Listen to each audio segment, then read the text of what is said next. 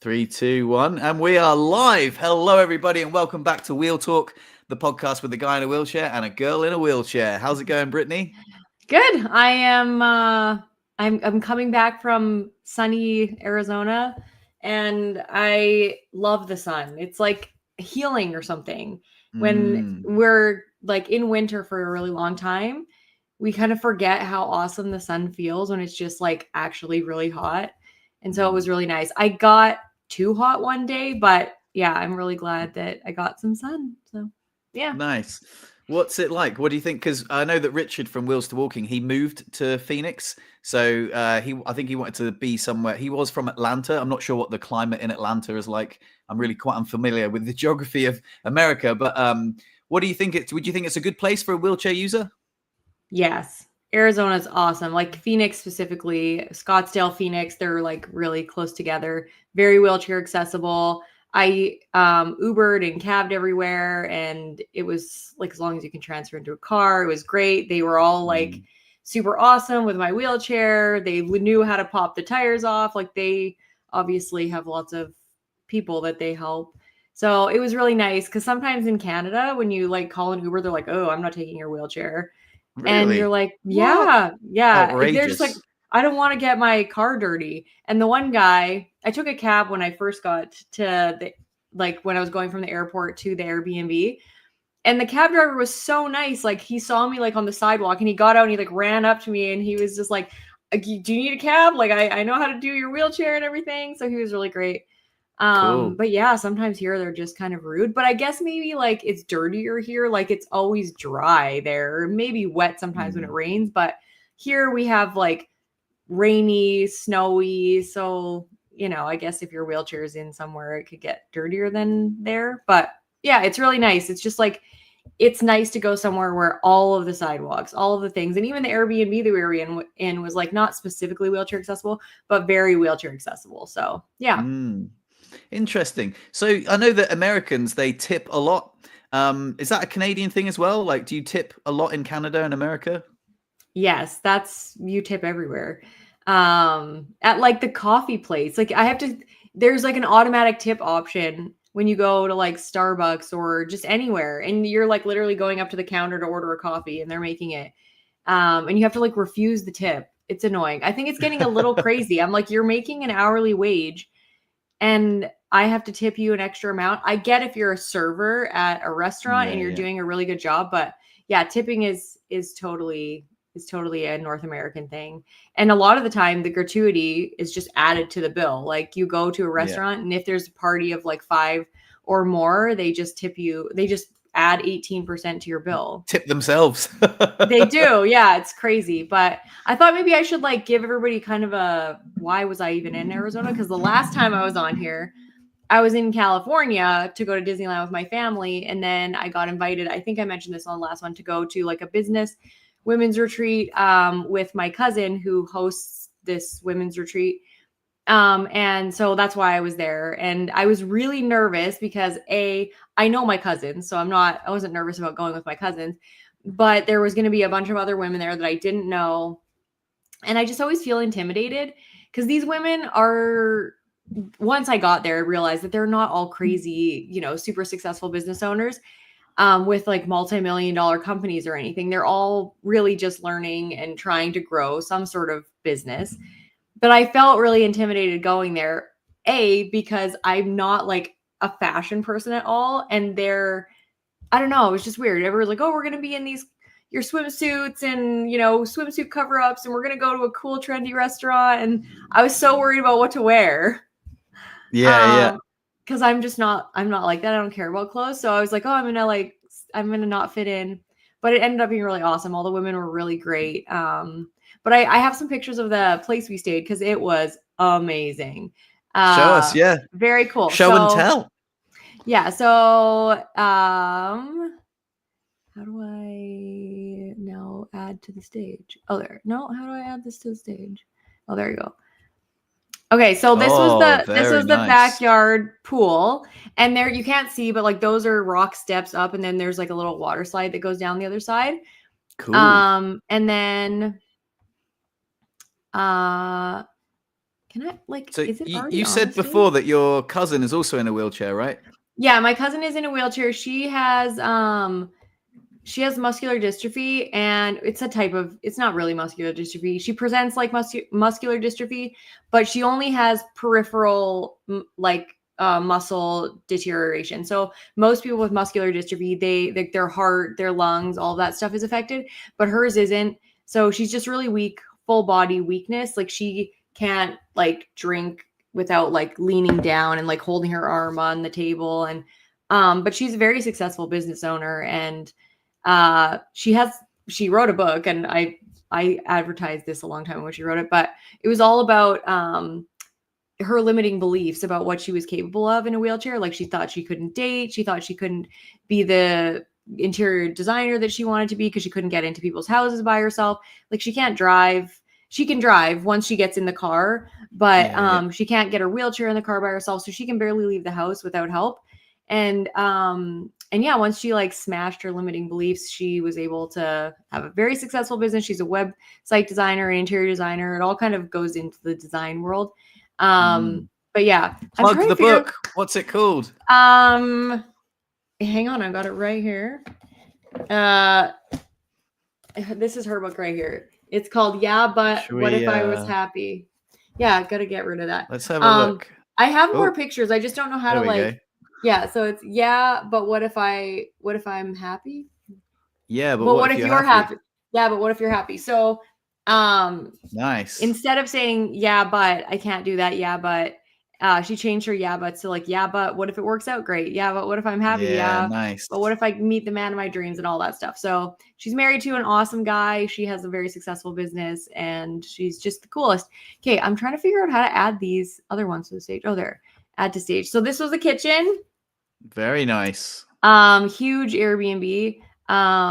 This was an Airbnb. Wow. Yeah, this was an Airbnb. It's not like a cheap Airbnb. So like I looked it up because I want to rent this with like my cousins and stuff, my like other cousins from the States. So remove that one. That is the like little front room. Remove. This was my bedroom. Nice. I'm guessing you were bottom bunk. I was the bottom bunk, yeah. So yeah, it was a very, very cool Airbnb, and it was nice to be in the sun. There was like a fire pit with a gas fire pit so that we could sit by the fire at night. And just overall really wheelchair friendly. There was like to get into the front door, there was a lip. I could get over it, but it wouldn't technically be wheelchair accessible. But yeah, it was great. And we did so much. I did so much like business planning stuff about like how to grow YouTube channel, this podcast. So I have lots to talk to you about. Oh, nice. Offline. But yeah, it's exciting. All right. Nice. I'm keen. Sounds good. Yeah, it was good. And you're fully moved into your house. I saw the video of the like before and after tour. And the crazy thing to me, and I know you said this in your video, if you haven't watched like Fred's video about like his old place when he moved out of it and then the tour of his new place, it doesn't look that much smaller on camera. Well, there's a whole like other room. So there's a whole room that less like it is a lot smaller, but you're right. It doesn't look that small. Yeah. One thing that I think is like, and I don't know if this is just like Europe versus Canada, but like, are the toilets all in separate rooms in? Yeah. Like someone else asked that actually. For some reason, the toilet is separate to the bathroom. But in the UK, I'm pretty sure I remember the toilet being in the same as the shower. You know, in fact, not all places. One of the flats we looked at, the toilet was in the same room, but that was renovated by a British couple. But yeah, a lot of the places, the old school places, the toilet is its own room, and then the shower is its own room. Yeah. So we do. Yeah, it would have been if the wall was bashed down, it would have been more open plan, I guess. But it seems very like, and in North America, like the whole house design thing is open concept now. So there's no doors between like living room, kitchen. You know, you go into a hallway to a bedroom, there's a door, but it's even in your like old apartment, you know, the kitchen is in its separate room. And then you go through the door, like into the main like center hallway thing, which is kind of awkward, like a waste of space. I was like, why do you have that big hallway in the middle? Yeah. But That's like it's that's so funny that you noticed that because I think the same thing. An enormous hallway, and I'm like, but every room could be loads bigger if you just made the hallway the a hallway. hallways. But Yeah. instead, it's like this big lobby area, and you're like, what? It's sort of yeah, it is a waste of space. Yeah, I thought that was odd, but personally, I think the view that like out the windows is better at Chris's place, like the one you're in now.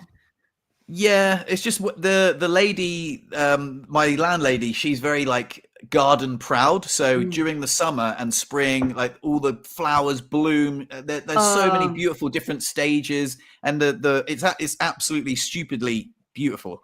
mm, And you can see Mont Cali out the window. You can see Ressusho, which is another mountain out the window, which is really nice. Although to be honest, you can see the cliffs of Prodan here, and it is also really nice. It's interesting because when I was looking at the video, I was like, hey, it's actually, I don't know what, I think I was like, oh, I'm moving into a smaller apartment. I'm really anxious about it. And I was anxious because moving house is anxiety inducing. But showing the video, I was like, actually, it's really nice, isn't it? It is a really nice apartment. It's got a lovely woman's touch. It's not in a shit yeah. area at all. It's like very beautiful. And yeah, I love it.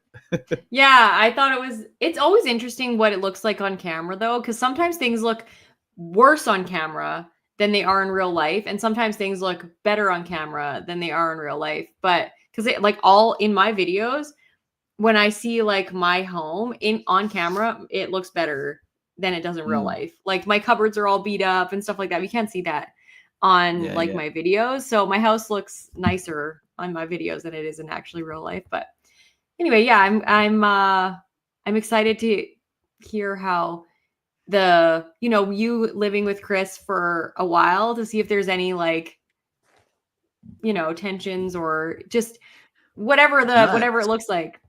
it's all good. It's all good. Oh, I did have some. Oh, so far it's all good. She's in Spain, so she's been in Spain for a week. So I've been here on my own.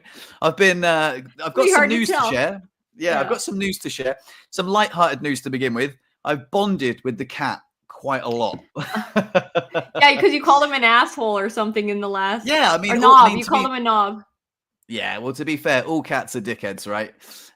But this one, like the reason that I don't like it is because I feel like as a pet, you have a responsibility. Like we give you shelter and food, and in return, you should give us love and respect, right? But if you leave the kitchen door open, she'll rummage through the bins like a raccoon, And I'm like, that's a pest. You're supposed to be a pet, not a pest. And it really annoys me. But, to be honest, I've been like stroking her and we've been having cuddles, and I'm like, oh, you're not that bad actually. You're all right. So me and the Yeah. cat have been bonding quite a lot, which is nice. And I'm here without Bonnie, without Chris, and I've been settling in quite nicely. Yeah. But I do have some behind the scenes gossip that I wanted to share. And you know what? I want to share it because I kind of want to vent a little bit about it. And there's things that I'm really proud of and there's things that frustrate me. But I want to Yeah. share that one of the things, when I moved out and we did the handover, my landlady was a bit of a twat. And I was so blindsided by this. We've lived together for 5 years as neighbors. I thought we were friends, dare I say it? I drew a picture of her. Do you remember? I think I might have Yeah. one down Yeah, here I totally actually. remember. It was I like, yeah. Oh, it doesn't matter. I Sure. can't grab it. But like, I drew a lovely little picture of her, and holding a chicken, and I gave it to her, and I made her like little quiches and cakes and stuff, and Yeah. we'd exchange things. And over the years, I thought we'd had a bond. I even remember saying in one of my videos that I felt when I moved there after my injury, I thought that she was even like this almost like surrogate maternal figure. Like, oh, Mhm. she's so lovely. She put in the ramp. She said that her husband used to be in a wheelchair. And I thought we had this special bond. But over time, she got like quite cranky, and there was just like a few little like minor things. So anyway, when I moved out, I got a cleaner to come in, and she cleaned the apartment from top to bottom. And I said, okay, so should we do the handover? Let's go through. And honestly, she was such a knob. I couldn't believe it. She was like, "That's not dirty. So, sorry, that's not clean. That's not clean. That's like this isn't even clean." And to be fair, there were some bits that needed cleaning, but 95% of the apartment was empty, clean, and she was just so nitpicky. And I was like, "Okay, well, listen." She's like, "How much did you pay that cleaner? Because she has not done a very good job at all. You need to get her back here." I was like, "All right, I'll get her back here. No worries. Like, not a problem. It's a phone call away." And then I was like, what else is there that needs doing? And there was the hole that we'd put through the window frame to fit the Starlink that needed filling. That's a longer story, but basically she was a knob about that. Let's just leave it there. Anyway, so I got the cleaner back. We filled the hole. That's a longer story, but let's just say we filled the hole, and it was difficult because she wasn't happy with the way that I was going to fill the hole, and she did it a very awkward way. But anyway, whatever. The cleaner came back. We cleaned the bits that were, you know, the very nitpicky bits that were not clean enough.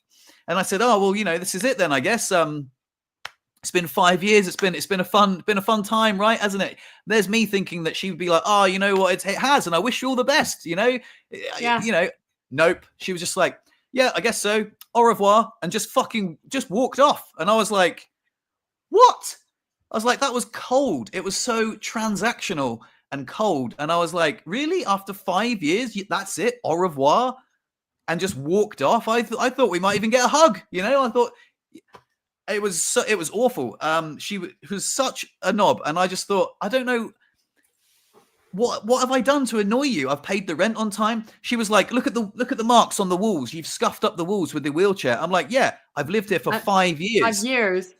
And also, I've given you about 60 grand. I didn't say that. I was very, very polite. But I'm like, I've given you €1,000 a month for 5 years. That's 60 grand. And you're complaining that I've scuffed up the fucking wall. I was so livid. But I was like, okay, yeah, no worries. I mean, sorry about the wall, you know, but, you know, I don't know what you expected the handover to look like. But, you know, I've lived here for 5 years, you know, like maybe you had unrealistic expectations. And I was just trying to be so polite. And I was very proud of myself for being polite. But she was so cold, and I was like, that was awful. So I'm so happy. It makes me extra happy to be here in this place. But yeah, I don't know. I'll let you react to that because I was shocked. I think I am, even if I'm not particularly fond of an individual, if there's something like that goes on, I'm not cold in any way. And it's so weird to me when people are cold. It's kind of like when, you know, somebody like retires and people are just like, see ya. Like my mom retired from her job after 7 years. And like she said, nobody did anything. Like it was her last day. Nobody came in and like said like, you know, thank you for like all the work you've done. She said it was just a weird, very cold experience. And she was just like, who are these people? So it was like the same sort of thing where you're just like, you feel like it doesn't matter whether you've built like this close friendship or whatever, but there's like a level of, I don't know, intimacy that you build with somebody when you live near them or you work with them. And for people not to acknowledge that in any way, it makes you feel so, I don't know, like you didn't have a place in their life. Plus the thing with like the like scuffing up the walls and stuff. I just was at like a real estate workshop thing over the weekend, and they literally all said like, these are the things you expect when somebody rents, and they're normal, natural wear and tear. You have to paint, you have to change the flooring most of the time, especially if they live there 5 years or more. So for her to be like that, especially in a wheelchair, what did she think? That's crazy.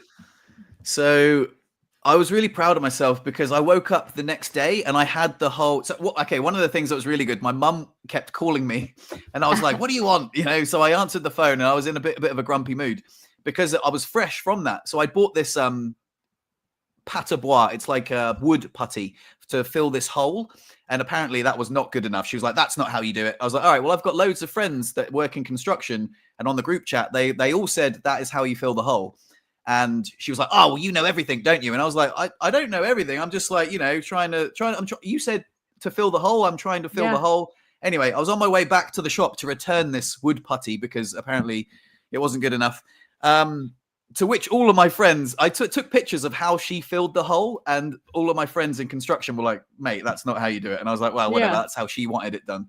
So, anyway, I was on my way back from the shop to get my money back for this stuff, and my mum called. And what was really good about that was that I got to vent about it to my mum and dad, and they were laughing, and so by the time I'd got home, I'd let off a load of steam because I was like, "Can you believe she did that?" You know, and they were just laughing about it. So that was good. But when I woke up the next day, the thoughts were swirling in my mind, and I was like, "Do you know what? I really don't want to start the day like this."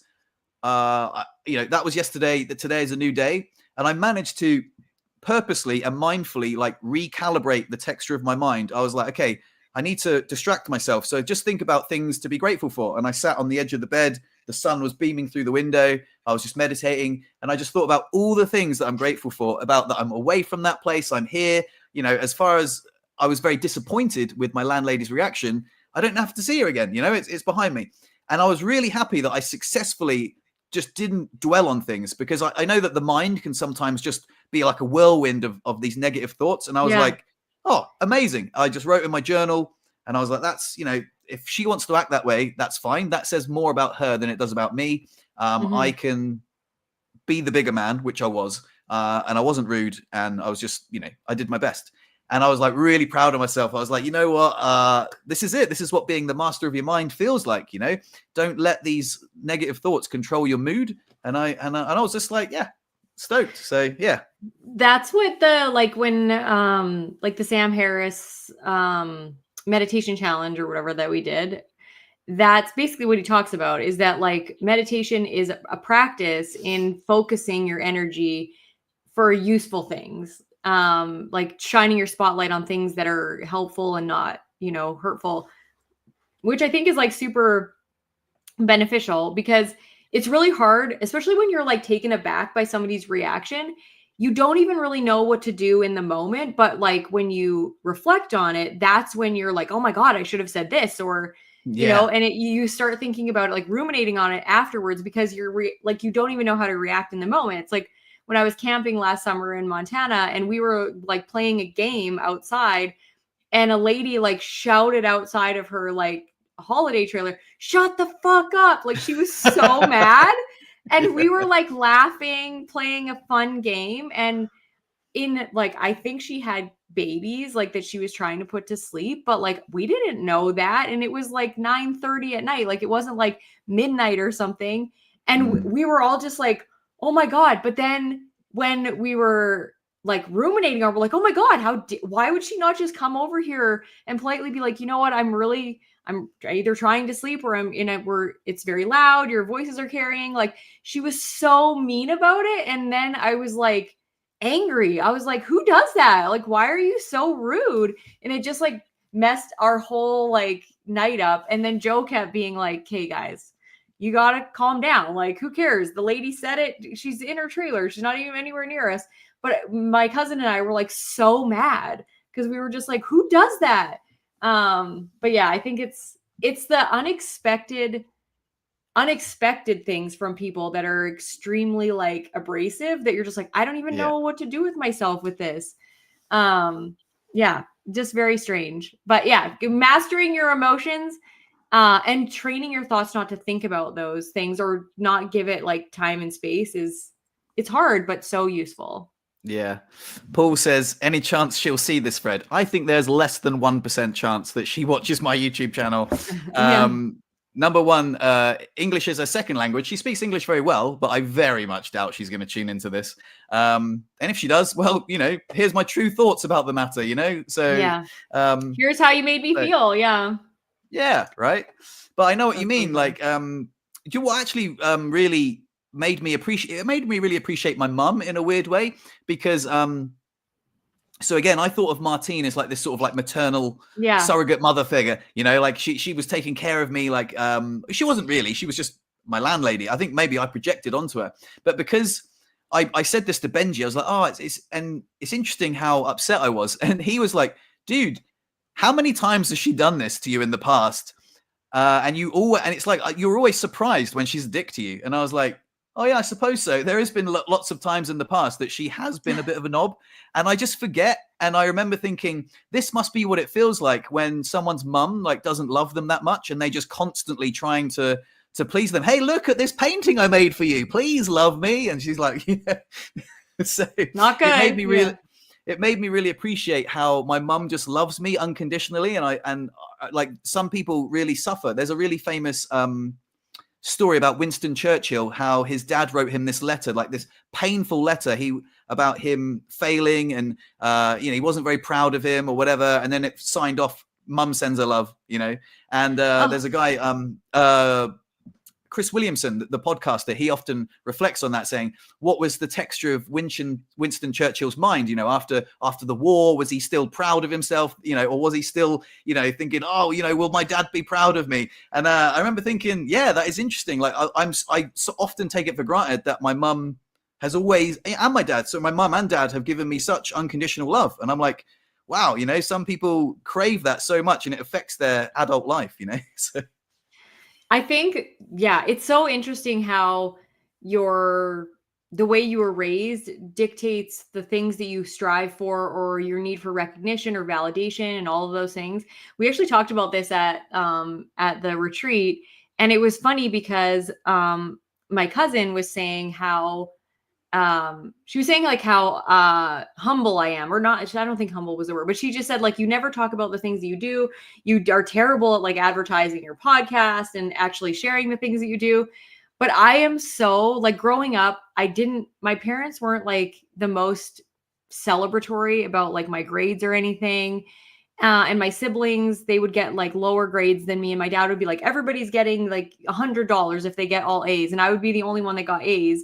But then my brother and sister would still get the $100 because he's like, well, I can't just give you $100. So then I would like work hard to do something. And there was never like it just wasn't like the recognition kind of thing wasn't there. Like, so I have this thing where external validation is I'm a people pleaser. So I want people to like me, but external validation in terms of like, recognition almost means nothing to me.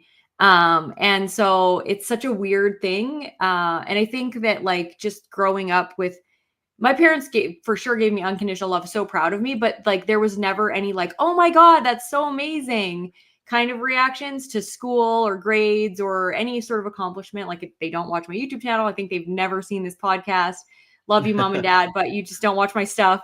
Yeah. That's just not their thing. So it's interesting how that like presents later on in life and the kinds of things that it later on affects. But yeah, I'm so grateful that I have parents that gave me unconditional love, because I don't know what that would feel like to always be like, striving for unconditional love. But I definitely strived for approval a lot when I was a kid, and then, just kind of gave up when there was no extreme reactions, right? Exactly.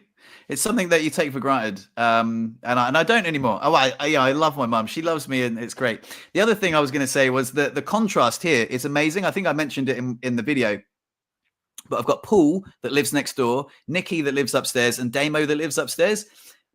Nikki's always saying hello, really friendly. Yeah. Paul popped round the other day with a big tray of eggs. He's like, oh, do you want some eggs? Because I'm going on holiday and they're going to go off. And also a big bag of oranges. And I was like, I love oranges. I was like, thanks, man. And I was like, this is so nice. This is what neighbors and community, and I called him up the other day, say, oh, have you got any tire levers? I can't find mine. I need to change the tire on my spare wheelchair. And he was like, yeah, absolutely. Knock, knock. There you go. And I was like, sweet. So I was like, it's just so lovely. I was like, you know what? And so it's really softened the blow, because I know that I was really anxious and now I'm just so happy. And plus it's so cheap, I'm saving a fortune. So yeah, things are great. But yeah, I want to move on from this because I think that we've hammered the point home. But what I do want to talk about is a poop fiasco. I am. I know. I was like, I talked about my holiday and then I totally forgot to talk about my poop fiasco. Oh my God. It was so, this is one of those lessons about life in a wheelchair that has taken me a really long time to learn, that just being honest with people is so much better.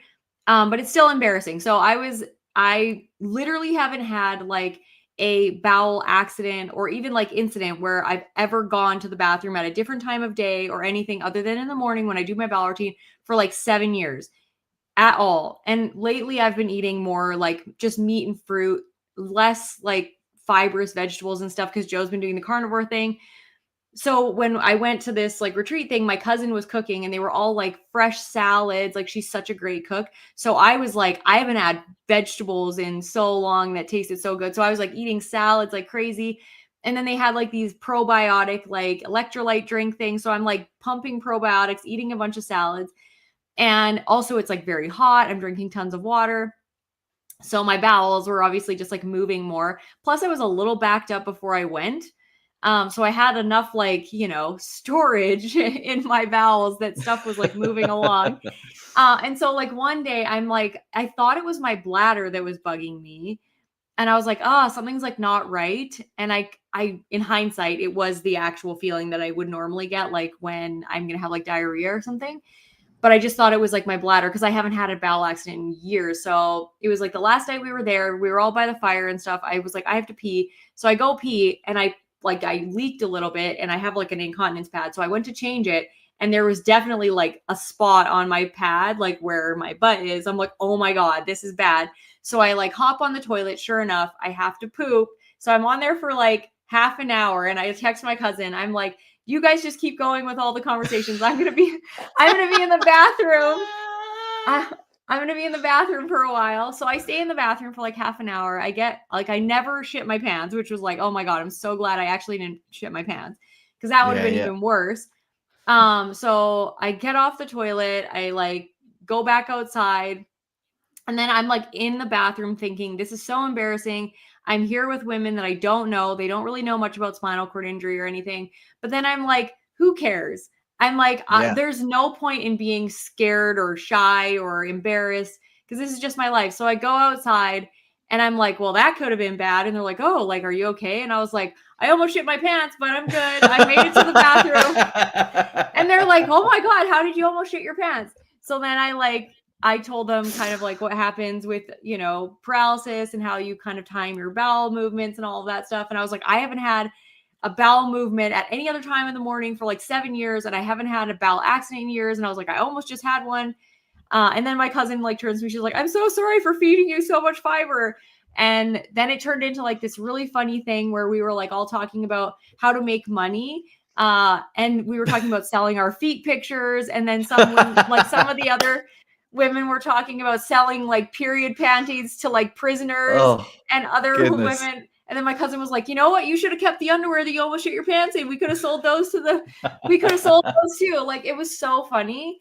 And I I had no shame whatsoever. Whereas like, if I had been like in my 20s on a retreat with a bunch of women, I would have been like, I'm going to go to bed. I don't feel good because I would have been so embarrassed. But I was just like, who cares? This is so dumb. And then the next day we were going to like the airport and I was too scared to eat anything because I didn't want my bowels to like move when I had to catch the plane. So I was like at the airport with another one of the girls and she's like, are you going to eat something? I'm like, no, I don't want to shit my pants on the plane. Like, that would be terrible. And she's like, that would be so terrible.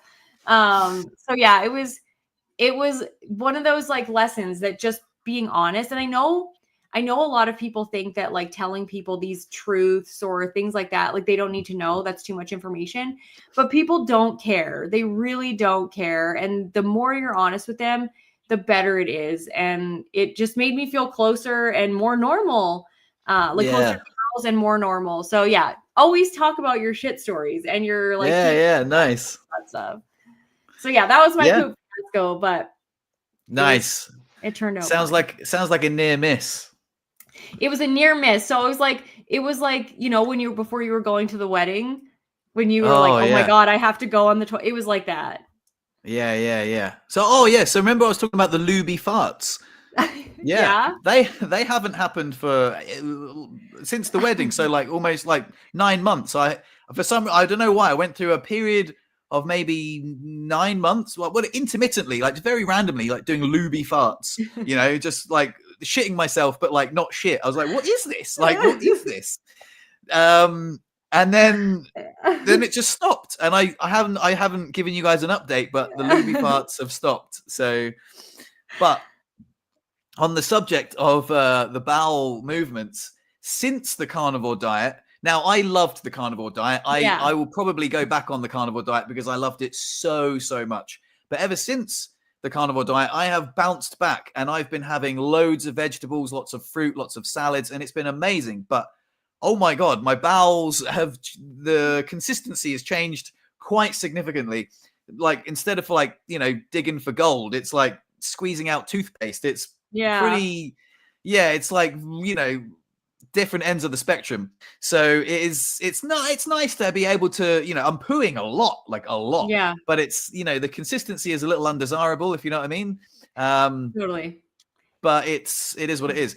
But yeah, just to recap, the carnivore diet was incredible. I absolutely loved it. I felt lean. I felt like I wasn't very hungry. I felt great. Don't get me wrong. I love vegetables and I love eating them. I've been having like roasted vegetables, like trays of roasted Mhm. vegetables a lot.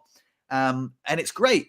But I've been getting hungry. I've been having chocolate. I've been having like, what do you call it? Like spikes, like hunger spikes. Yeah. And I miss the fact I felt so satiated, and the hunger was through the floor. I loved that about the carnivore diet, and to be honest, I miss it. So I would like to do it again. I don't know what it is. I don't know. There was so many benefits from it, but I just Yeah. didn't. I don't want to eat meat forever, but I Mhm. loved feeling so lean, and now I'm so hungry all the time. It's like chalk and cheese. It is a really interesting, like, sort of dilemma about what to eat because I didn't really realize how much I missed all the vegetables until I was eating those delicious salads, like the fresh salads and stuff. And normally I'm like a pretty simple person. Like I'll have spinach and I'll like saute some spinach and make it with my eggs. So that's kind of how I would eat the vegetables because you can pack in a lot of spinach when you're cooking it because it cooks down. But I'm like, salads are so good just in the summertime when it's hot. It's so Mm, nice to have fruit and salads and like all of that stuff. So I'm a big believer in like seasonal eating, and when their fresh stuff is fresh, I'm like, let's load up on all the fresh stuff, and when it's not as fresh and it's winter, and then we can like load up on the meat and the fat and all that stuff. But yeah, I don't think I really enjoyed those vegetables. Like I didn't realize how much I missed them mm, until I had them. So now I'm like, I want to eat salads. Like that was super good. And I actually didn't find that I was super, super hungry when I was there just because it was really hot. mm. But if it's not hot, I do get hungry when I'm just eating lots of like fruits and vegetables and stuff. And I'm trying to figure out like with my skin because when I was eating all those vegetables, like my skin was so bad before I left, and it got really bad in California, even though I was getting tons of sun, but I was eating shitty food. And then when I was at the retreat, my skin like went from like terrible day one to like the day I came back, I had like no, my skin was fine. So I'm like, Oh maybe wow. the vegetables are like a thing because I was juicing before, like actually juicing vegetables with my juicer, like kale and all of that stuff, and just like downing like pure nasty tasting green juice that had like a ton of vitamins and stuff in it and antioxidants. And I think my skin was better then too. So I'm not really sure. It's really hard. I think you have to decide for yourself like what the balance is, but the vegetables definitely make the poop consistency really annoying. Like sticky poops are horrible. Yeah. Especially when you have to get it out the way that we do. It does move a lot quicker than the carnivore diet, but it's yeah. I know what you mean. It's Chris it's is it's diff.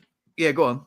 Oh, I was just gonna put this up. It said Chris is saying that Joe Rogan does the carnivore diet for a month at a time. That's kind of what Joe's decided to Yeah, do yeah. is like just do it intermittently because he does feel really good on it and he feels way less bloated. Like when he Mm, goes off of it, he's like immediately bloated when he eats like carbohydrates and stuff. But I don't get particularly bloated like when I eat like a salad yeah. unless it's like really fibrous. But my cousin was like making salads with kale and stuff, which is super fibrous, and I don't remember being bloated at all there. But I was also eating very small amounts because it was so hot, and your metabolism just slows down when it's hot.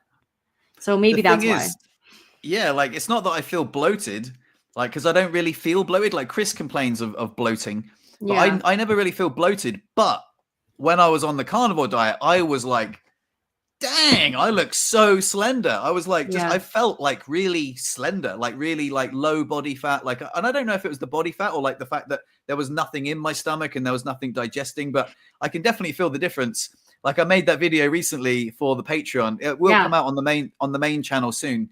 But you said that I look pretty jacked. And to be fair, like I was pretty happy. But interestingly enough, I could only because I've got a critical eye, I was like, oh, I looked way more ripped like on the carnivore diet. I just felt like really much more slender. But yeah, yeah, I guess it doesn't make that much difference. It's just like my own critical eye. But yeah, yeah, I loved it. I loved the carnivore diet. And you're right. I think a month at a time is perfect. yeah. I think part of what makes you feel more slender on the carnivore diet is that you're eating basically in a ketogenic state. Yeah. So then your glycogen stores go down a lot. And what for like every gram of glycogen, you hold a gram of water. So it's just that your like skin is leaner and tighter because you're not holding as much water weight. So I think that partially helps to make people feel lean, even though they're not actually much leaner. It's just water. But yeah, no, it's everybody has to figure out what's good for them. And I do think like meat is very nutrient dense. It's just I don't think I could give up vegetables. Like I'm gonna go make spinach and green onion pesto after this because I freaking love pesto. Like I could eat loads of pesto no matter what greens it's made out of. And I'm just like, who wants to give up that kind of stuff, right? Like it's just so tasty. Yeah, exactly. I wanted to talk about my upcoming holiday. I'm going on holiday tomorrow to Madrid, which is nice. I have never been to Madrid before. I'm going to go meet Chris, and yeah, it'll be really fun. So I'm going to fly over to Madrid. It's only like a 2-hour flight from Geneva, and then we're going to go on a little road trip down to Alicante and a place called Torrevieja where she grew up, and she's going to introduce me to her friends and stuff like that. So that should be really fun. I'm really looking forward to that. But obviously, when it comes to traveling as a wheelchair user, there are certain anxieties that it brings up. You're like, is the airline going to lose my wheelchair? Probably not. Like the chances are very low, but for some reason, every time something happens, it gets posted on social media, and it gets like that. Those stories get amplified, so it does bring up some anxiety. But I know that you made some travel tip videos recently. But I wondered if you've just traveled a little bit. Do you have any travel tips for me? One of the things that I didn't actually do it this time because the plane ride wasn't that long. But if I'm taking like a longer than a 3-hour plane ride, I always, when I get on the aisle chair, when I'm in the like getting on the airplane, I always ask them to like wheel me by the bathroom just so I can see what the bathroom looks like. If I need to transfer to go to the bathroom on the airplane, you might actually not need to use the bathroom because if you just carry a water bottle or something with a lid, then you can pee into that in the airplane seat with your catheter, or you have that like bag thingy, and that would work for you. But honestly, like I just am like try and pack light so that you can carry your bag with you, so that you can have a carry-on on the airplane instead of checking your bag, which is annoying because then you have to carry it through the airport. So like when I went down to Arizona, I checked my bag so that it went under the plane, and then I had to go to the carousel to grab my bag after. But then on the way home, I didn't want to because I had a connecting flight, and my connecting flight was really tight. So I didn't have time to go to the carousel to get my bag. And if I would have done that, they would have bumped me off the flight because my bag wouldn't have made it to the other aircraft. So I just carried my bag through the airport, but my bag was super heavy. So every time I went to the bathroom, I had to like lift the bag off my lap and try and lift the bag back onto my lap. And my arm was really sore with my tendonitis. So that was such a pain in the ass. But yeah, I think just like pack light. Don't be afraid to ask for help. The airlines are really good at like offering you an escort through the airport if you want it. I never did that, which is so weird. One of the things I hate about airports. So there was a lot of people with mobility issues, but that were ambulatory. So they couldn't walk very far. So they would get golf carts to come and take them through the airport. And I'm busting my ass wheeling through this airport that's all carpet. And there's the conveyor belt. Yeah, it's crazy. There's like a conveyor belt for people that are walking, but the wheelchairs aren't allowed to go on the little conveyor belt that like moves you. No way. What? And the wheelchairs aren't allowed? No. I did go on it a few times because I'm like, this is ridiculous. But so wheelchairs and strollers aren't allowed on the conveyor belt. They will take ambulatory, people with mobility issues on a golf cart, but never once in any of the airports that I was in did people offer me an escort or like to carry my bag to the next gate or anything like that. So I was like, they would get me off the airplane. I would get in my wheelchair. They would I would get the bag on my lap, and then I would wheel so far. Like it was crazy. And to make my connecting flight on my like last plane ride home, I was sweating. Like I had to get off the plane, and I had to get like 10 minutes from where I got off the plane to where my next gate was. And it was like so far, like it was so crazy far, like a couple of kilometers wheeling in this airport on carpet. And I don't know why they would have carpet in it. So it was hard. You know how hard it is to wheel on carpet, like in a hotel or something. And I was just like looking at all these people beside me on the golf cart that were like getting escorted, and then all these able-bodied people on the conveyor belts, and I'm just like, so they basically make it easier for every other person except for the person that actually can't physically walk or get yourself into a golf cart for an escort. So I'm like, this is the worst. So I don't know if that was just where I was, and I never asked for an escort. Like, I never was like, I need help to the next gate. So they probably would have given me help, but it was really annoying.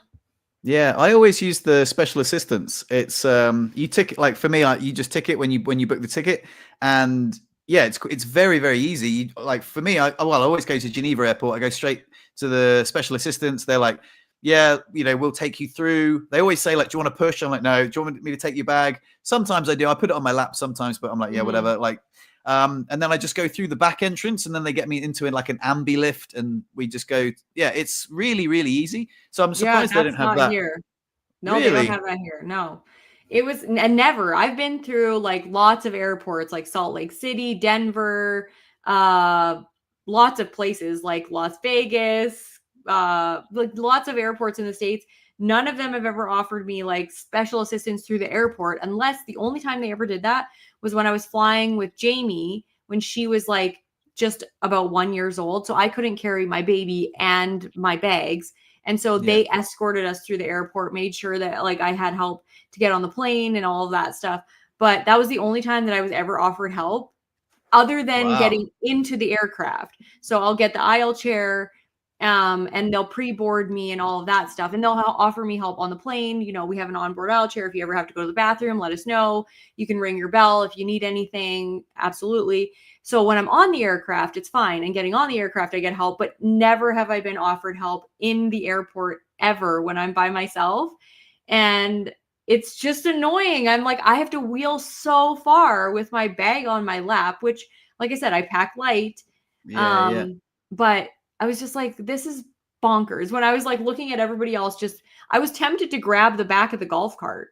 Like, I was gonna say that.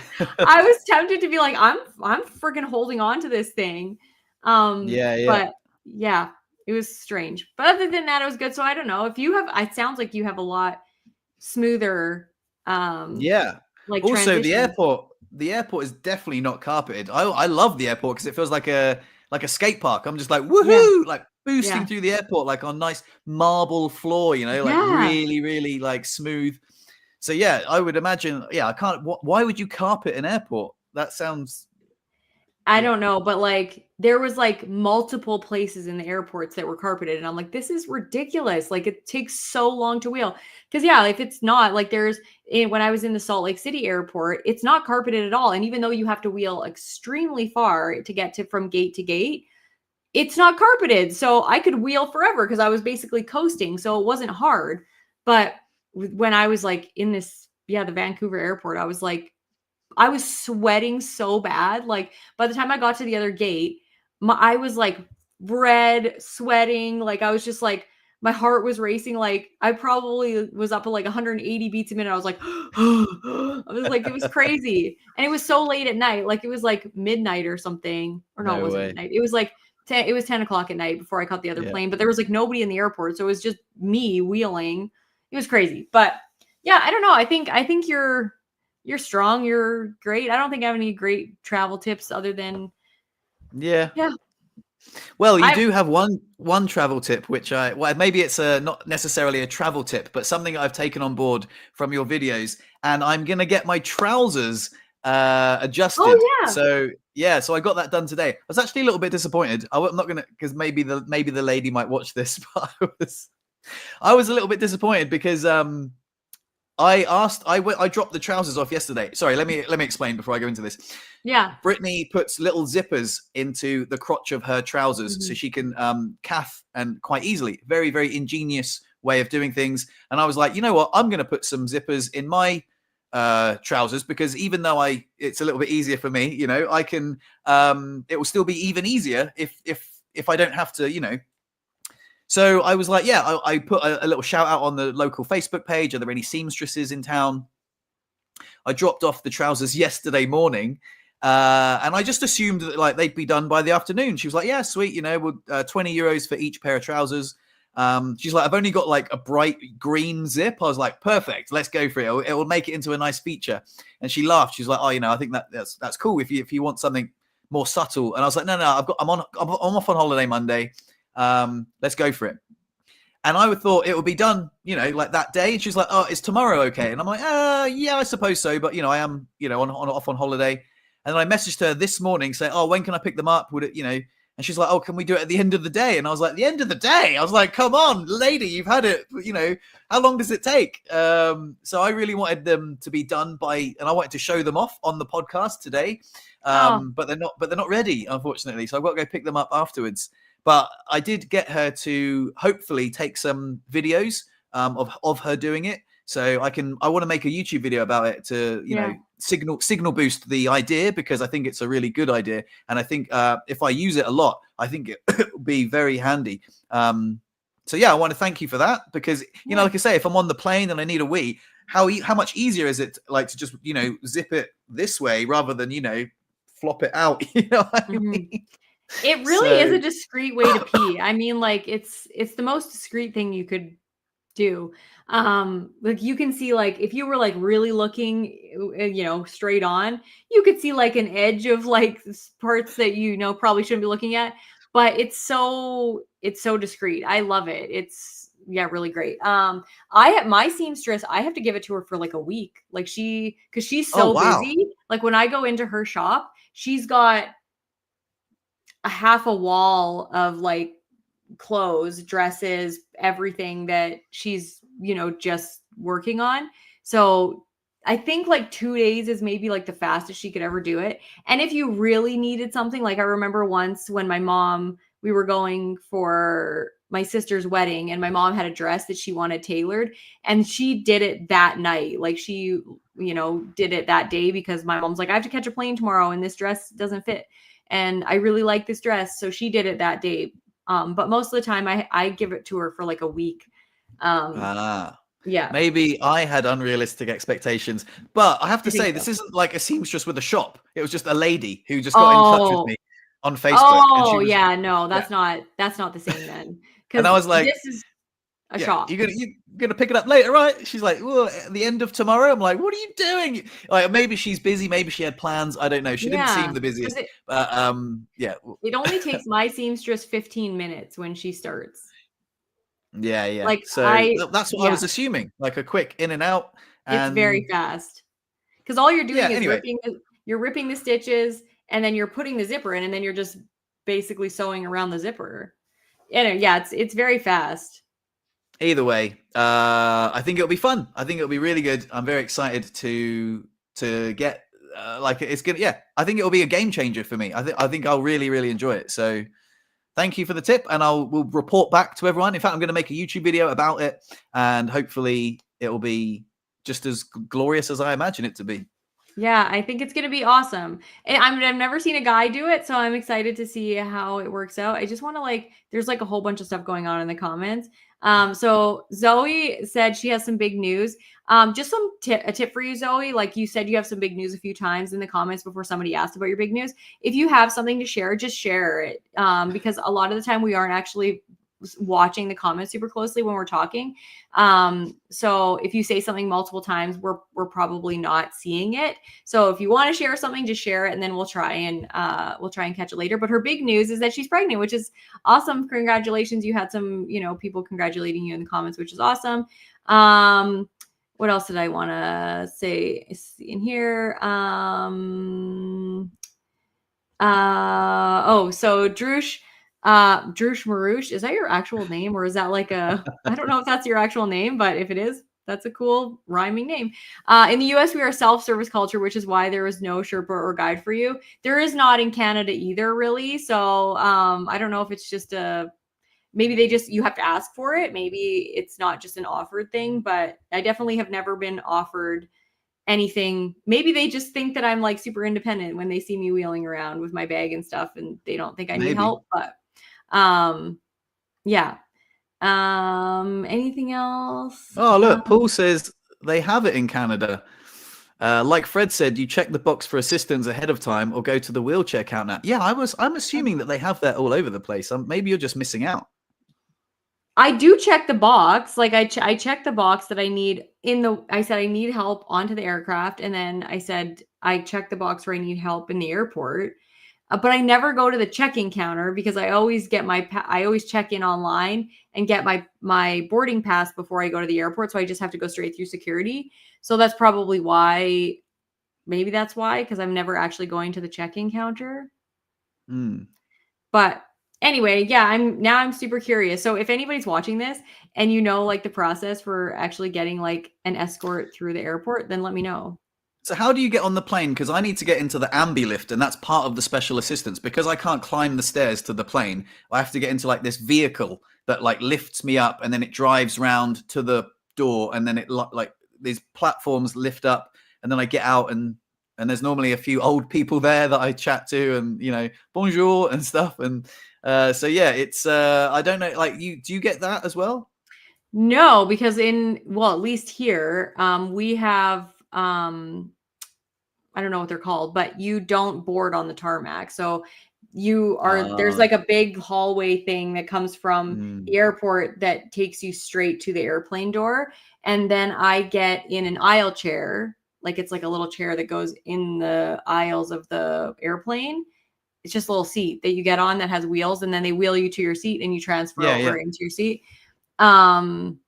And that's how I do it. And there's a few times that I've had to board on the tarmac, but when I've had to board on the tarmac and you go up the stairs of the airplane, they literally just bump you up the stairs. Yeah. Like it's very unsafe. It's very unsafe. Like it's just two guys, one in front, one in the back, and you're in the aisle chair and they just like bump you up the stairs. Oh, wow. Really? Up the stairs? Yeah. They just bump you up the Wow. stairs. It's freaky. I hate it so much. So I've never done that by myself. I've done it once when my mom was there and she just let them do their thing. But then other times where I've ever had to board on the tarmac, Joe's like, bullshit, I'm just going to lift her, like carry her up the stairs. Like this is not super safe. But yeah, overall, airline travel is not super accessible just inherently. And I think there's some ways to make it accessible better, like more accessible. When I flew United or Delta in the US, those are great airlines. They actually have wheelchair accessible bathrooms on the airline. And the way they do it is like the bathroom doors both open up and they have curtains for privacy screens. So the two bathrooms become one big bathroom. Oh, wow. So that's amazing. But normally on Canadian airlines, there is no accessible bathroom. I was talking to like a university student once who's developing like a little seat that flips down inside the airplane bathroom that like swings out of the bathroom. You transfer onto it, it swings on so that you can transfer onto the toilet. And I'm like, that's so simple. Why don't we have like solutions like that? But yeah, airline travel is just like inherently bad. And then I always like sitting in the window because I hate when I'm sitting on the outside because they board you first and you can't get up when people are trying to get into their seat and you look like a dick. And then you're like, I'm paralyzed. I'm sorry, I can't get up. But then when you're sitting on the inside, if you do have to get out to go to the bathroom, then you're like bothering people because you have to transfer over to get onto the onboard aisle chair to go to the bathroom. So I just dehydrate myself usually for the flight so that I don't have to pee.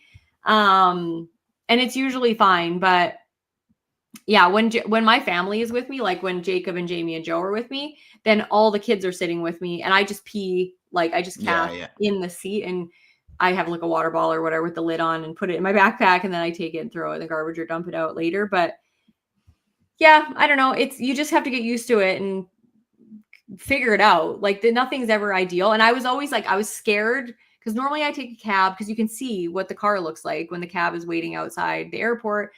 But I was going to take an Uber, but I'm like, you can't see what the vehicle looks like. So I was scared to order Ubers for a while. But then I realized, like, if you get the smallest Uber, it's a car because it's only a 4-seater, like it only fits 4 people. And then I was able to get in every vehicle that I transferred into, and they were wonderful with my wheelchair. Some of the language barrier was a little bit annoying because if you're trying to explain to somebody how to take your wheelchair apart, they can't understand you. Like I was trying to tell one guy how to pop the wheels off, but he only spoke Spanish and he didn't understand what I was saying, but he ended up realizing that he could just put my wheelchair sideways in his trunk. Like it was small enough to just fit sideways without the wheels off. So I was like, whatever, you figure out how to do it. So that was kind of annoying, but yeah, travel's fun and exciting and scary at the same time. I think I might have mentioned this before, but it's worth mentioning again. When I was in Romania, we went to Bucharest on a a little holiday with Skidi, my employer. And when I was at the airport in Bucharest trying to get on the plane, they couldn't find the aisle chair for some reason. And they were like, the guy like leant into me, he's like, can you walk? And I was like, no. I mean, that's why we're waiting for the aisle chair. And he's like, not even a little bit. I was like, oh my God. Not even a little bit, my friend. Not even a little bit. Like, it was so funny. And I remember seeing posts of like, I think it was like Sophie Morgan. I don't want to put her on blast, but like, she's the sort of person, and there's not just her, but there are as many like influencers that would have like taken that story and run with it and put them on blast on Instagram and been like, I can't believe he told me this. I thought it was hilarious. I really, sometimes I feel like you have to have a sense of humor and really, laugh at yourself and laugh at the situation. And I was like, not even a little bit, my friend. I really wish I could help you out here, but I'm waiting for the aisle chair for a perfectly good reason. And he was like, oh, we can't find it. The plane's going to be delayed. There's a queue of people behind you. And I'm like, I realize that, my friend, but like, not my problem. It's not like a miracle of science is going to happen. Talk to the man upstairs, man. Like, it's like, I can't. I know. Like, I know. It's crazy how many times I get asked that. Like, can you walk like a little bit? No, I can't walk even a little bit. Yeah, it's strange. And the one thing that I think is so funny is at the, like, when you get to your destination, before the plane is being deboarded, there's like an announcement that goes and says that those of you that need assistance deboarding, please don't leave the aircraft until we come and assist you. No shit. I'm like, why do you have that announcement? We didn't get on the airplane without help. We're not getting off the airplane without help. Like, the air travel didn't somehow magically make us able to walk off the airplane. Like, I'm just like, the announcements are so stupid. And then the one guy, every time I got on like a plane on the way back through WestJet, which is the airline I was flying on my trip back, they kept explaining to me where the emergency exits are. And then they kept asking, if in a case of emergency, are you going to need help getting off the plane? I'm like, you just saw me get on a fucking aisle chair. I can't get off the plane. If we're sinking in the ocean, I'm going down unless somebody's coming to help me. Like, he was just like, oh, good to know. I'm like, dude, like, it was so dumb. That's so funny. I was just like, I need help getting off the airplane. And then, just explaining to me where the emergency exits are. I'm like, that's not helpful. I'm stuck in this chair for the duration of the flight, no matter what happens in it. But it's an interesting thing. Go ahead. Saying that, I think last time I was on a plane, I remember doing something kind of funny. Like, it just struck me when I was waiting for the aisle chair, it was taking a little while. And I don't know if you've ever seen, I can do this thing where I can make my legs go like jut out straight, and I can sort of almost weight bear on them. And I remember, I don't know, I just got the idea and I was like, oh, okay. And I managed to stand up in the plane, and I sort of used the headrests, and I jumped down the plane and sat in the front seat. So I kind of can walk a little bit, but it was obviously it's not walking. It's just manipulating my spasms, using my dead stiff legs to hop a little bit. But I do remember thinking, actually, if there was an emergency, I'd probably do that and get the hot foot out of there as much as I could. If the plane was on fire, I was burning, I'd probably, find a way. Yeah. If I'm by myself, a lot of the time the airline will move my seat. And I love it when they move me right to the front of the airplane, just so that I can wheel my wheelchair in instead of getting on the aisle chair and just transfer into the seat. It's the best. Yeah, this guy was, I've even had this happen at medical facilities. Geez, not even a little bit. Idiots. Yeah, I know that we're referring to the whether we can walk, just in case people are listening on Spotify instead. Yeah, the comment was about people commenting on how much we can walk or not. I know, it's just so crazy. I get that a lot with kids. Like, if I'm teaching, there's this one kid that I've taught multiple times, and every single time he's got like autism or something, I think, but he's really funny. And every time I go, he's just like, no more moving your legs, not even a little bit. And I'm like, no, it's not changing. Like, every time I go, he's just like, so this, you can't feel that. And I'm like, nope, hasn't changed since last time, but nice to see you. He just always asks. So kids, you can see, getting that from, but not adults. It's like just a funny thing. I sometimes get those comments on my on my YouTube channel, can you move your legs? Not even a little bit. I'm like, no, my friend. I always tell kids when I'm talking about that, I'm like, try and move your hair. Like, try and move it without Yeah. touching it. Just try your hardest. And they're like, I can't. I'm like, yeah, that's exactly what it's like when you can't move your legs. Even no matter how hard you think about it, your hair isn't going to like stand up on its end or whatever. But yeah, I know it's an interesting thing. Right. Should we finish up with a trick? Yes. I've got a really good one I want to show I'm you excited today. about this one. Yeah. Let's have a look. If I can point the camera down a little bit, so you can see what's going on here. I'm going to use my AirPods. I'm going to use the case for my AirPods. In fact, I need a key. I've got a key here. So look, I'm going to use a key as well. And have you ever thought about the power of music and how like the music can influence your mood? And it can sort of change your state. Well, let me just try and find a song here. Yeah, okay, hold on. This one will do. So it can also change the state of solid matter. So if I could just sort of get this, and so like, and now look, you can see I can actually get this key and I can put it straight through my AirPods and it's going in like that. Yeah, it's crazy, right? And that looks like an illusion, but it's actually going all the way through, just like that. But then if I take it out, like the music comes back on, which is crazy, right? Oh my God. But if we change the music, we can change the state. For example, let's change the music. And now we've got heavy metal. So if we try and, get the heavy metal in, now we've got the heavy metal. And now look, if you look, it's changed the state of the AirPods, and now look, it's actually completely what the fuck heavy metal. And look, now the key. That's not an illusion though. Like, how did you do that? Wild, hey? I don't get that. That's not like sleight of hand. Like how that's like matter. Like, how do you change fucking matter? Oh my God, I don't get it. I told you you'd like that one. That was a very cool one. That is very cool. Now I'm like, did you make a hole in your thing to put the key in? I mean, no, you could if you were here, you could check this out. Like you could examine it. But yeah, it's wow. That is very cool.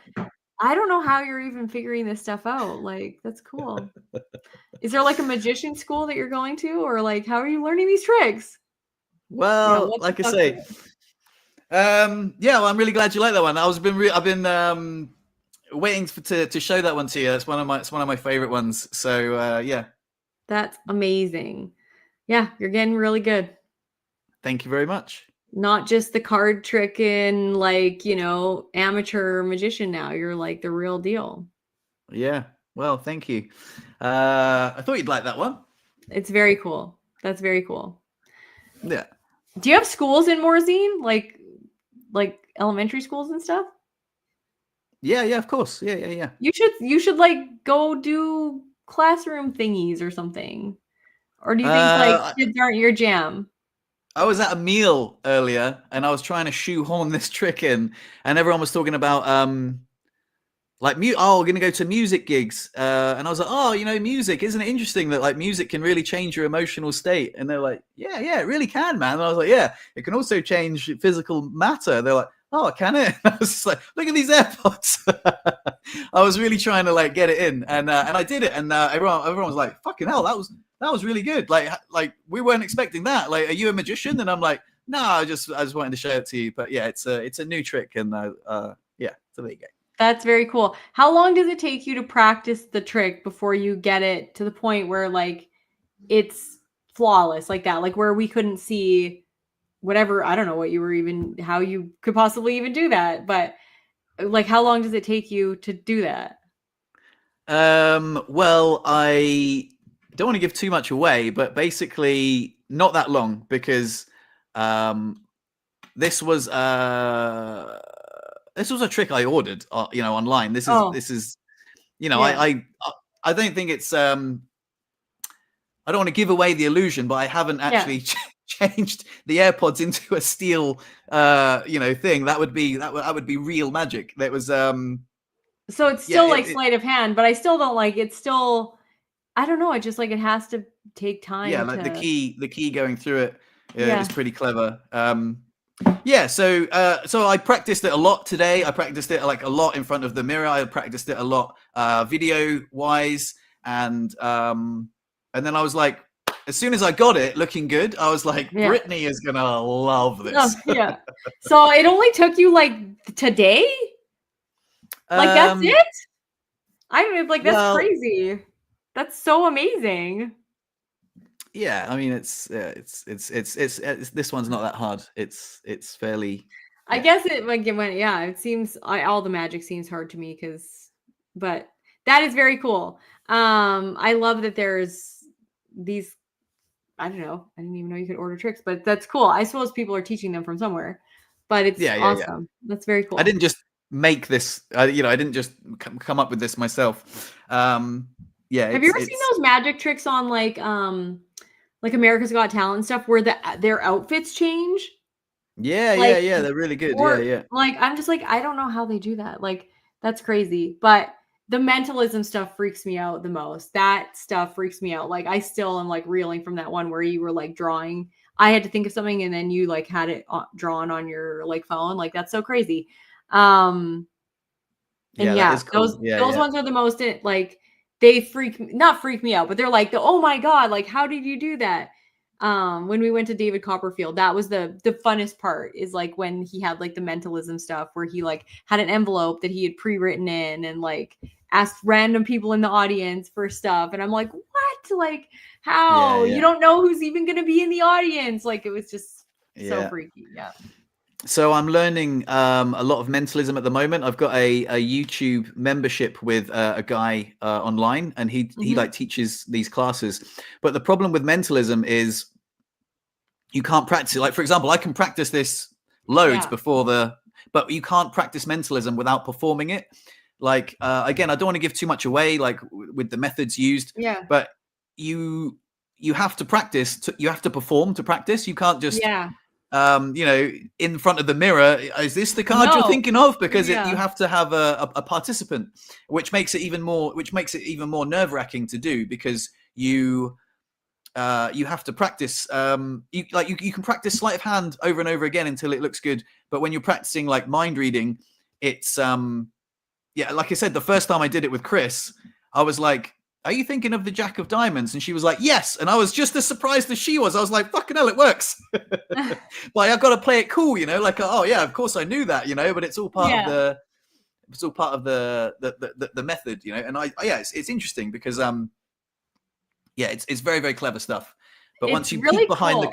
Yeah. once you peek behind the curtain, like I say, anytime you know how a trick is done, like the magic is dead. So Yeah. anytime I learn how a trick is done, I'm like, well, they're not going to fall for that, are they? But then when I do it and people are like, how did you know? I'm like, oh, you idiot. It's obvious. But yeah, like the method isn't that obvious. But when you figure it out, like you're like, it's 9 times out of 10, it's far simpler than you imagine. So. Hmm.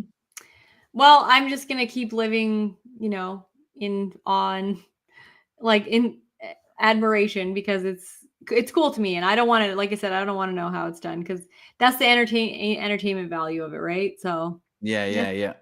Huh. Well, I will. I'm not going to do it right now because I want to save it. But I have got another absolutely banging magic trick for you next week. All right, I'm looking forward to it. Yeah, Next although week's normal time, right? I Normal might be on time. holiday. Oh, We'll put right. it. Yeah, we'll put it on Patreon. Someone actually said that they didn't want to join Patreon because it costs money. I just want to remind people, if you do want to join Patreon, you can join for free. But we do put updates on there, like about when the podcast is, stuff like that. Anyway, we'll see, because like if I can't do it, you can do it with Brian. I'll be on holiday next week. I'm not 100% sure when or where I can make it, but if not, I'll catch up with you when I get back. And I've got another such a cool trick to show you. I can't wait to show you. I think you'll really like it. I'm really like torn now because for my 40th birthday next year, I really wanted to go to New York, but I'm so torn now about like going to Europe and doing like a little like tour because I'm like it would Yeah. be so cool to go to, because I have a friend that's from Italy and he goes every year. I have a friend that's from Spain and she goes every year. You live in France. And I'm like, I literally have people that I could like see in all of these places. So I'm like so torn about it. But I think I'll probably still go to New York because it's like my dream to go see the musical theater stuff. But yeah, it's like, I'll keep you posted because I'm like. Interestingly enough, I had a thought the other day. It was actually during a mushroom ceremony. I don't want to go into it because it wasn't actually. I forgot about that. Remember what was the thing that I was doing and you were doing a mushroom ceremony and we were gonna like come back and talk about it? I can't remember. Anyway, keep going. Yeah. Anyway, like the mushroom ceremony we can talk about another time because it's way too late in the podcast to get into it. But during that, I was like, I had this amazing thought, like I could go to America, I could go to Canada, I could visit Brittney, I could visit all these other people. I would like love to visit Richard from Wheels to Walk In. I'd love to visit Eric Kondo. I'd love to visit Brian. I think that would be so cool to have like a little America trip and visit all the people, you know, do in-person podcasts and see how you guys live and visit your house and, you know, see the kids and, you know, meet Joe. And I was like, oh, that'd be so cool. And I love it. And then, yeah, so that's really planted the seed in my head of like, oh wow, I could definitely do that. So yeah, let's see where it takes us because I really do feel I'd love to do that. I'd love to connect. It would be really cool. It would be super fun. I have like, there's so many places in the world to go. And one of my subscribers that I've actually like, I've had him on my channel before, Bob Reese, the guy I did the video of his motorbike trip in Australia. He's coming in May. So he's going to be here. He's coming to visit me and another YouTuber. What's her YouTube channel? I only know her by her first name because she's actually like a friend of mine, but Pro Tips for Paris. So he's like friends with her too. And so he's going to visit her and he's coming to visit me and he's coming to do a whole bunch of things in the States, but he's going to be here for 5 months. 5 months riding a motorbike and like staying different places. So this is the first time a subscriber's ever really like came to visit me that I'm actually friends with. Like nobody just like hop in your car and start driving to my house unless I'm actually friends with you. Don't do that because I'm actually friends with him. But I'm gonna we're gonna go to the mountains to a little cabin together. And I said to Joe, I'm like, I'm going to a cabin with, you know, a 76-year-old guy by myself. And I'm going and he's like, okay. So it's going to be fun. So if you could do that too, or if I could go there or Joe and I could go there, it would be really fun. It's significantly more expensive for me and the kids and Joe to come to Europe than it is for you to come to Canada. Because we have 4 plane tickets, but someday it's going to happen. 100%. Yeah. I'd love to do it. I think it'd be great. What's that lady's name? Pro tip for Paris. Tanel Bolt. Tanel. I remember. Yeah. I watched her channel like quite a lot in the early days. Yeah, she's awesome. She is really good friends with a friend of mine, and we're like acquaintances. We're not like super good friends, but yeah, she's now doing other great things with her life. She just doesn't post on YouTube very much, but yeah. Anyway, we should sign off and until next time, everybody. I hope you guys enjoyed the live stream, and we will see you next time. Bye, guys. Bye.